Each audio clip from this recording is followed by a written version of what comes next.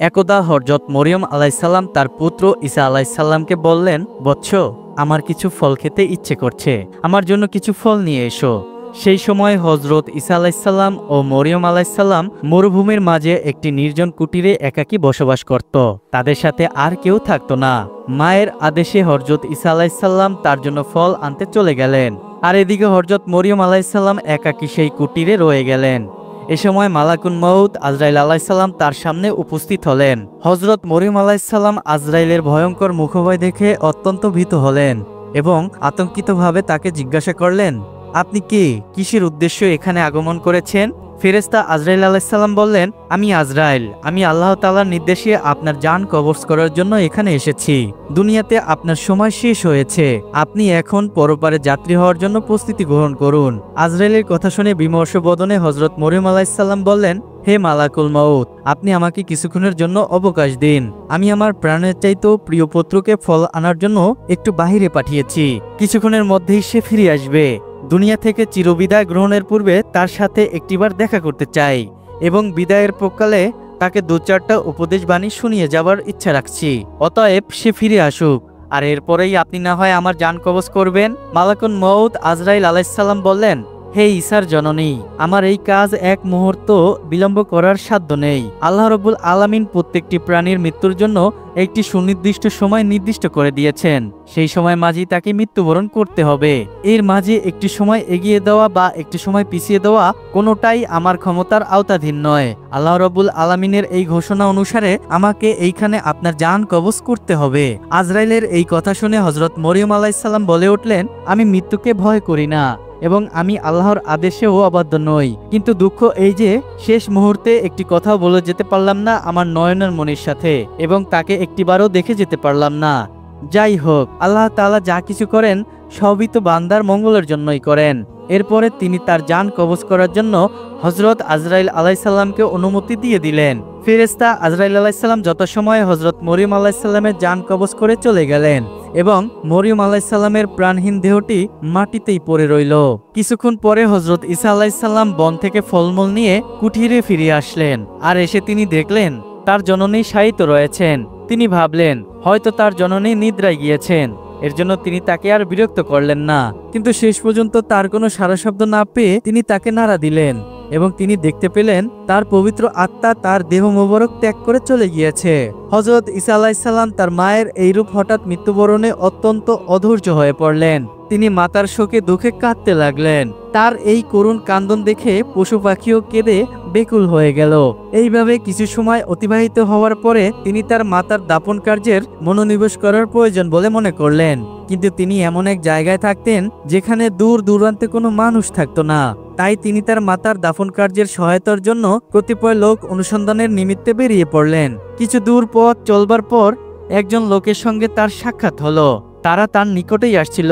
তিনি তাদের কাছে মাতার মৃত্যুবরণের কথা বললেন এবং তাদেরকে বললেন, আমার মায়ের দাফন কার্যের জন্য আমাকে একটু সাহায্য সহায়তা করুন। তারা হযরত ঈসা আলাইসাল্লামের কথা শুনে বলল, হে আল্লাহর নবী, আমরা মূলত মানুষ নই, আমরা আল্লাহর ফেরেশতা। আমরা আপনার মাতার দাপন ও কাফনের কার্যের অংশগ্রহণ করার জন্য বেহেশত থেকে সরাসরি এসেছি এবং আমরা হযরত মরিয়ম আলাইসাল্লামের দাফন ও কাফনের উপযুক্ত কাপড়, সুগন্ধি ও আনুষঙ্গিক জিনিসপত্র সঙ্গেই নিয়ে এসেছি। অতঃপর হযরত ঈসা আলাইসাল্লাম ফেরেশতাগণদের নিয়ে তার মাতার দাফন ও কাফনের কার্য সম্পন্ন করলেন। মাতার ইন্তেকালের পরে হযরত ঈসা আলাইসাল্লাম বাইতুল মুকাদ্দাসে ফিরে আসলেন। বাইতুল মুকাদ্দাসে কিছুদিন অতিবাহিত হওয়ার পরে আল্লাহ রাব্বুল আলামিন তার প্রতি ওহী নাজিল করলেন এবং তাকে নতুন শরীয়ত ও ইনজিল কিতাব দান করলেন এবং আল্লাহ রাব্বুল আলামিন তাকে আদেশ করলেন, হে ঈসা, তুমি তোমার এই নতুন শরীয়ত ও কিতাব অনুযায়ী মানুষকে দ্বীনের পথে আহ্বান করতে থাকো। আল্লাহ রাব্বুল আলামিনের এই আদেশ মোতাবেক একদিন হযরত ঈসা আলাইহিসসালাম জনসমাবেশে উপস্থিত হয়ে বললেন, হে আল্লাহ তাআলার বান্দারা, পূর্ববর্তী বিধান অনুসারে আমার নিকট নতুন কিতাব ও শরীয়ত নাজিল হয়েছে।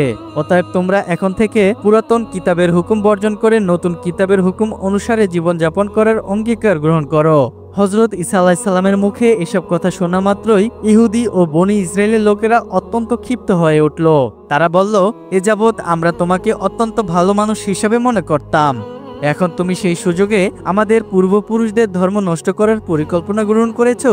নিজে একটি শরীয়ত তৈরি করে সেই শরীয়ত আমাদের উপরে চাপিয়ে দেওয়ার চেষ্টায় মেতে উঠেছো। আমরা তোমার এই ষড়যন্ত্র ও পরিকল্পনা কোনোভাবেই সার্থক হতে দেব না। তুমি যদি ষড়যন্ত্র পরিকল্পনা পরিত্যাগ না করো তাহলে আমরা তোমাকে হত্যা করতে বাধ্য হব। হযরত ঈসা আলাইহিসসালাম তাদের জবাবে বললেন, তোমরা আমাকে হত্যা করার ভয় দেখাচ্ছ? এটা আমার নিকট অতি তুচ্ছ ব্যাপার। আমি আল্লাহর একজন নবী। সেই হিসেবে আল্লাহ তাআলার নির্দেশ অনুসারে জাতিকে দ্বীনের পথে আহ্বান করা ও তাদেরকে দাওয়াত দেওয়া আমার একান্ত দায়িত্ব। অতএব আমি তোমাদেরকে এই পথ গ্রহণের জন্য বিশেষভাবে অনুরোধ জানাচ্ছি। অতএব তোমাদের উপর সেইরূপ আযাব নাজিল হবে যেরূপ আযাব ইতিপূর্বে উম্মতের উপর নাজিল হয়েছিল। নবীর নতুন শরীয়তের কথা প্রচার হওয়ার সাথে সাথে বনী ইসরায়েলদের মাঝে বিভিন্ন রকমের আলোচনা ও সমালোচনা আরম্ভ হলো।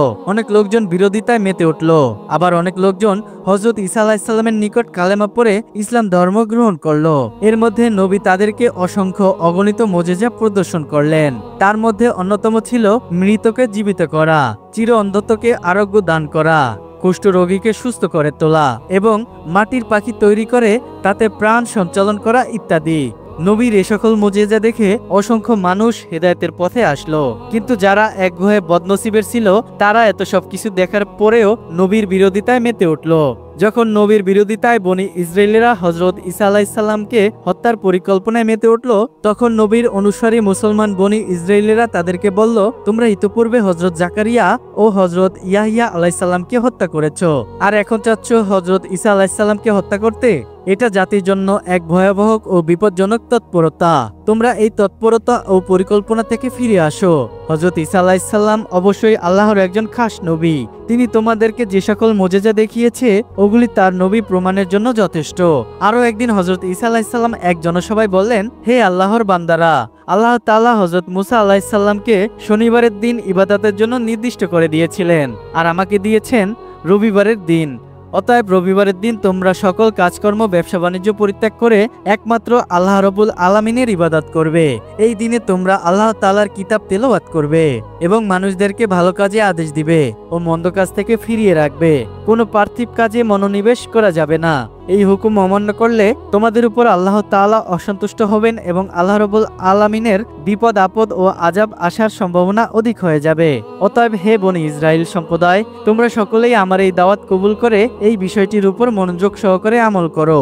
তিনি আরো বললেন, হে বনী ইসরাইলের ভাইয়েরা, আমি তোমাদের আরো একটি সুখবর দিতে চাই। তোমরা জেনে রাখো, আল্লাহ রাব্বুল আলামিন আমার উপর যে কিতাব নাজিল করেছেন, হুকুম আহকাম প্রতিষ্ঠা করার জন্য আমি চেষ্টা চালিয়ে যাব।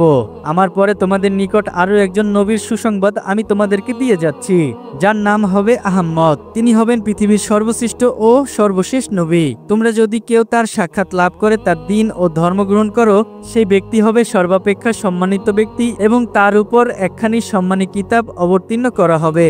সেই কিতাবের নাম হবে আল কুরআন।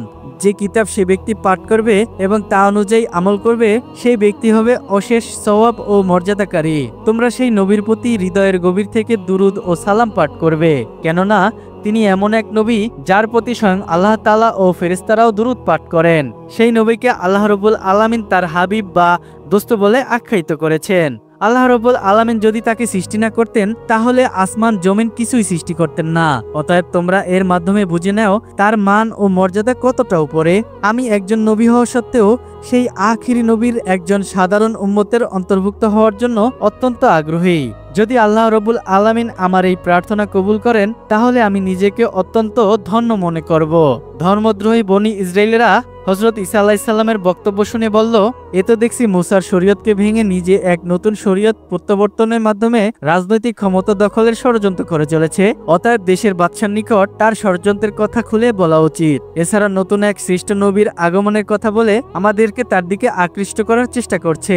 আমরা এই দুর্গের জাল ভেদ করে তার গোপন উদ্দেশ্য সম্পর্কে অবগত হতে সক্ষম হয়েছি। অতএব এমন অবস্থায় আমাদের আর বিলম্ব করা ঠিক হবে না। আমরা তার চালাকি এবং গোপন উদ্দেশ্য সম্পর্কে অবগত হতে সক্ষম হয়েছি।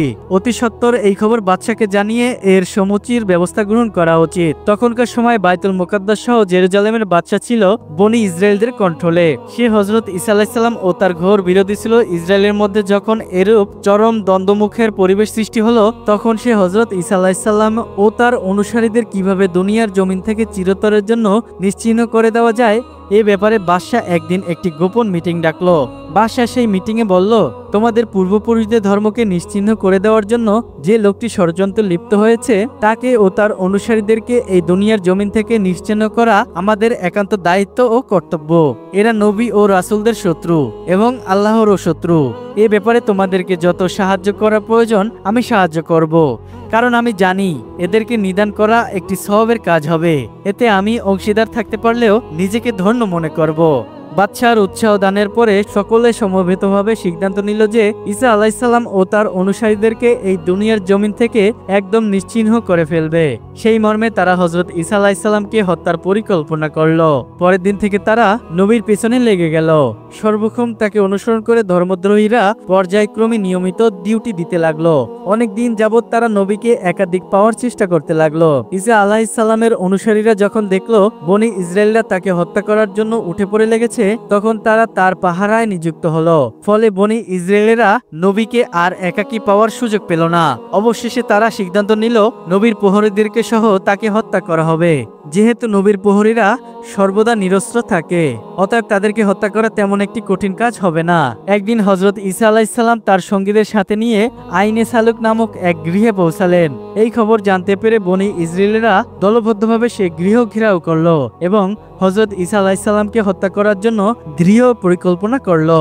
এ সময় আল্লাহ রাব্বুল আলামিন একটি ফয়সালা করলেন যে তিনি তার নবীকে আসমানে উঠিয়ে নেবেন। এই মর্মে আল্লাহ রাব্বুল আলামিন হযরত জিবরাইল আলাইহিসসালামকে আদেশ দিলেন, তুমি যাও এবং আমার নবীকে সসম্মানে আসমানে তুলে নিয়ে আসো।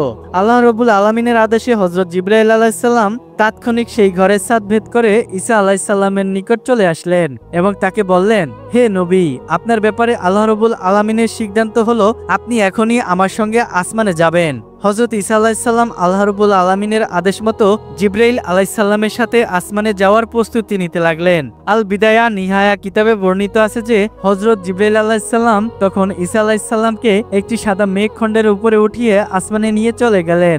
নবীকে সোজা চতুর্থ আসমানে তুলে বিশ্রামের জায়গায় করে দিলেন। এদিকে বনি ইসরায়েলেরা দীর্ঘ সময় ঘর ঘেরাও করে রাখার পর যখন দেখলো হযরত ঈসা ও তার অনুসারীদের কেউ ঘর থেকে বেরোচ্ছে না, তখন তাদের সর্দার সৈয়দ একটি তরবারি নিয়ে লাফাতে লাফাতে ঘরের মধ্যে ঢুকে পড়ল। ঘরের সকল কক্ষে হযরত ঈসা আলাইহিসসালামকে তন্ন করে খুঁজলো, কিন্তু কোথাও কোনো তার হদিস পাওয়া গেল না। এমন সময় জিবরাইল আলাইহিসসালাম তার মুখমণ্ডলে ফু দিলেন। অমনি তার চেহারা হযরত ঈসা আলাইহিসসালামের মতো পরিণত হয়ে গেল। এই অবস্থায় যখন সে ঘরের বাইরে আসলো, তখন বনি ইসরায়েলেরা তাকে ঈসা আলাইহিসসালামে মনে করে পাকড়াও করে নিল। তার উপর প্রচন্ড মারধর আরম্ভ করলো। কি থেকে কি হয়ে গেল সৈয়দ কিছুই বুঝে উঠতে পারলো না। ইহুদিদের সর্দার সৈয়দ তখন চিৎকার করে বলতে লাগলো, ভাইয়েরা, তোমরা কি করছো? তোমরা আমাকে মারছো কেন? আমি তো তোমাদের সর্দার। আমি ঈসাকে সব জায়গায় খুঁজতে খুঁজতে হয়রান হয়ে গেছি, কিন্তু কোথাও খুঁজে পাইনি। তোমরা কি তাকে না পেয়ে আমাকে এখন হত্যা করবে? ইহুদিরা তার কথা শুনে হাসতে লাগলো এবং বলতে লাগলো, বেটা দাগাবাজ, চুপ কর। তুই যদি আমাদের সর্দার হয়ে থাকিস তাইলে ঈসা হয়ে গেলে কিভাবে? তুই যদি আমাদের সর্দার হয়ে থাকিস তাহলে ঈসা গেল কোথায়? নিজের জীবন বাঁচানোর জন্য এখন কতই না টালবাহানা করবি। তোর কোনো কথা এবং প্রতারণায় আমরা ভুলবো না। আজ আমরা তোকে হত্যা করেই ছাড়বো। সৈয়দ নিজেও জানতো না যে তার চেহারা পরিবর্তন হয়ে ঈসা আলাইহিসসালামের চেহারায় রূপ নিয়েছে। তাই সে চিৎকার করে আবার বলতে লাগলো, ভাইয়েরা, তোমরা ভুল করে আমাকে আক্রমণ করছো। তোমাদেরকে নিয়ে আমি যাকে হত্যা করার জন্য এখানে এসেছি তাকে ঘরের মধ্যে কোথাও পেলাম না। মনে হয় সে একজন জাদুকর। সে সকলের চোখে ধুলো দিয়ে পালিয়েছে। কিন্তু কি শোনেকার কথা, ইহুদিরা তাদের সর্দারের উপর এইভাবে কিছুক্ষণ তক্ত নির্যাতন চালানোর পরে তাকে শুলে চড়ানোর সমস্ত ব্যবস্থা করে ফেলল। ইহুদির সর্দার যখন বুঝতে পারল যে জনগণ তাকে শুলে চড়ানোর জন্য সম্পূর্ণভাবে প্রস্তুত হয়ে গেছে, তখন সে চিৎকার দিয়ে বলতে লাগলো, হে বনি ইসরায়েলের ভাইয়েরা, আমি খোদার কসম খেয়ে বলছি, আমি তোমাদের ওস্তাদি। আমার চেহারায় কি পরিবর্তন ঘটেছে তা আমার জানা নেই। যদি তোমরা আমাকে অন্যরকম দেখে থাকো তবে আমার মনে হয় এটা হযরত ঈসার খোদার কাজ। আমার বিশ্বাস হযরত ঈসা আলাইহিসসালাম আল্লাহর একজন সঠিক নবী ছিলেন। আল্লাহ তাআলা তাকে নিরাপদ রাখার জন্য হয়তো তার কোনো কুদরতি খেলা খেলেছেন। যখন সৈয়দ হযরত ঈসা আলাইহিসসালামকে আল্লাহ সঠিক নবী বলে উক্তি পেশ করলো, তখন বনী ইসরায়েলেরা আরো ক্ষিপ্ত হয়ে গেল এবং তারা কাল বিলম্ব না করে তখন তাকে শুলে জড়িয়ে দিল। ইহুদি সর্দার এর মধ্যে বাঁচাও বাঁচাও বলে চিৎকার করতে লাগলো, কিন্তু কেউ শুনল না তার কথা। তারা তাকে শুলে চড়িয়ে তার প্রাণবায়ু নিভিয়ে দিল। এই দৃশ্য দেখার জন্য অসংখ্য জনতা সেখানে ভিড় করেছিল। যখন ইহুদি সর্দারকে শুলে চড়িয়ে হত্যা করা হলো, তখন অধিকাংশ লোকেরই মনে হলো এটা হযরত ঈসা নয়, এটা হলো ইহুদি সর্দারের সৈয়দ। আর কিছু কিছু ইহুদি মনে করতে লাগলো তারা খোদ নবী ঈসাকেই হত্যা করেছে। তখন তাদের নিজেদের মধ্যে ভীষণ বিবাদ ও তরোয়ালবাজ আরম্ভ হলো। অধিকাংশ লোক বিমর্ষ হয়ে পড়লো। কেউ বলতে লাগলো তারা সৈয়দকে হত্যা করেছে, আবার কেউ বলতে লাগলো না, তারা ঈসাকেই হত্যা করেছে। এটা ছিল আল্লাহ রাব্বুল আলামিনের এক অপূর্ব লীলা খেলা। এই অবস্থা দর্শন হয়ে হযরত ঈসা আলাইহিসসালামের অনুপস্থিতিতে বহু লোক হযরত ঈসা আলাইহিসসালামের উপর ঈমান আনলো। তারা কালেমা পাঠ করে হযরত ঈসা আলাইহিসসালামের শরীয়তের উপর জীবনযাপন করার জন্য অঙ্গীকারবদ্ধ হলো। কিন্তু হযরত ঈসা আলাইহিসসালাম এখন কোথায় আছেন, তার প্রকৃত অবস্থা সম্পর্কে সকলেই চিন্তিত হয়ে পড়লেন। অনেকে তার সন্ধানে ব্যস্ত হয়ে পড়লেন।